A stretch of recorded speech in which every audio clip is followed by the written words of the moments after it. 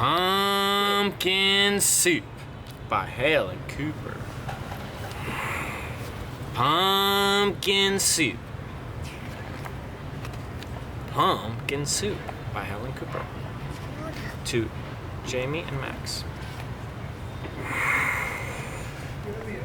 Deep in the woods, there's an old white cabin with pumpkins in the garden. There's a good smell of soup, and at night, with luck, you might see a bagpiping cat through the window, and a squirrel playing the banjo, and a small singing duck.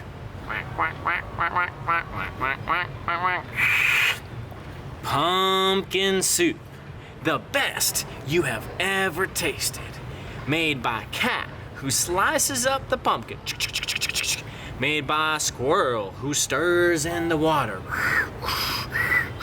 made by a duck who scoops up a pipkin of salt and tips in just enough. Does it look delicious? Yeah. They slurp their soup. They play their song. And they pop off to bed in a quilt stitched together by a cat, embroidered by a squirrel, and filled with fine feathers from the duck. And it's peaceful in the old white cabin. Everyone has his own job to do. Everyone is happy. Or so it seems.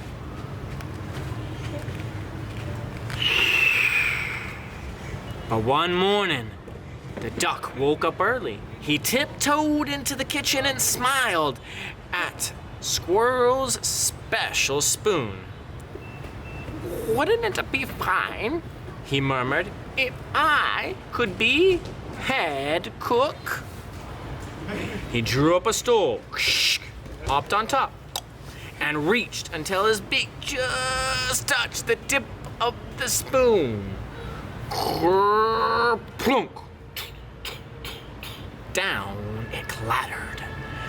Then the duck trotted back to the bedroom, held up the spoon, and said, "Today it's my turn to stir the soup." Does he want to stir the soup? Would you like to stir the soup? No? Okay, too much responsibility. Too much pressure, man. "That's mine!" squeaked the squirrel. "Stirring is my job. Give that back." "You're much too small," snapped the cat. "We'll cook the way we always have." But the duck held on tight until the squirrel tugged with all his might, and whoops, pshoo, the spoon spun through the air and bopped cat on the head. There was a trouble, a horrible squabble, a row, a racket, a rumpus in the old white cabin.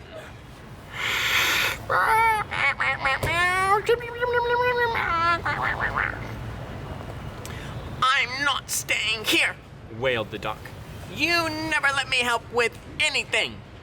And he packed up a barrow and put on his hat and waddled away. "You'll be back," stormed the cat, "after we've cleaned up." And the squirrel shook his spoon in the air. But the duck didn't come back. Not for breakfast, not even for lunch. "I'll find him," scoffed the cat. "He'll be hiding outside."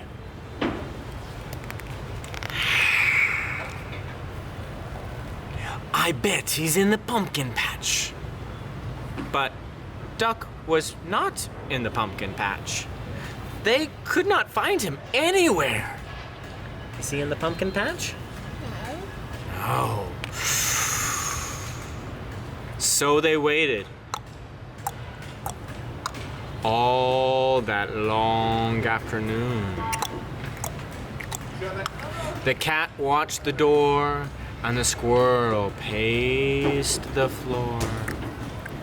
That duck will be sorry when he comes home, they muttered.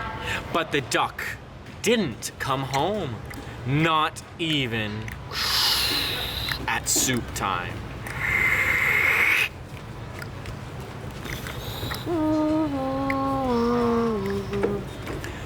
The soup wasn't tasty. Yeah, salty, too much salt. They didn't feel hungry anyway. They both sobbed over supper, and their tears dripped into the soup and made it even saltier. We should have let him stir the soup, sniffed the squirrel. He was only trying to help, wept the cat. Let's go out and look for him. The cat and the squirrel were scared as they wandered down the path. In the dark, dark woods, they feared for the duck all alone with the trees. And the foxes and the wolves and the witches and bears. But they couldn't find him.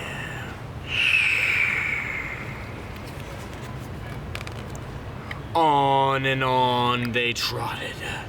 They reached the edge of a steep cliff.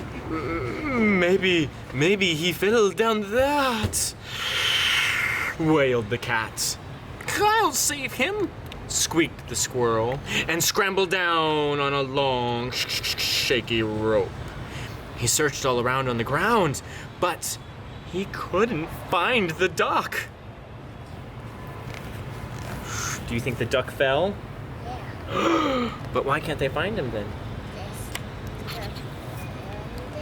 Then the cat whispered in a sad little voice, Duck might have found some better friends.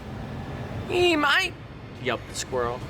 Friends who let him help.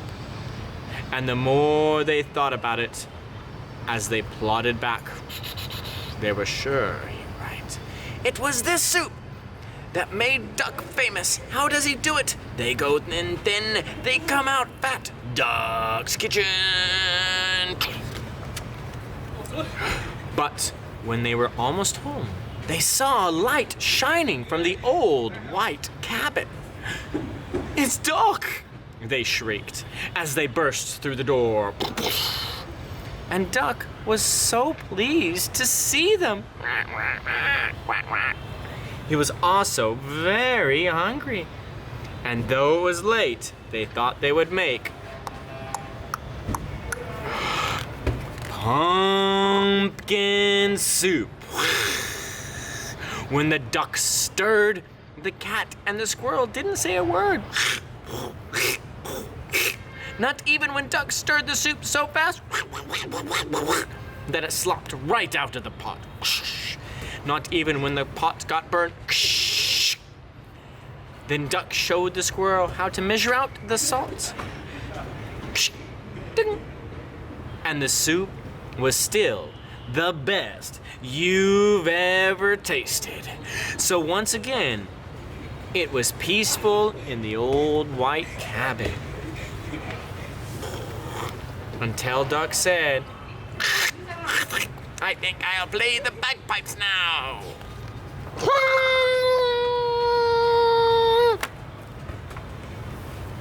The end.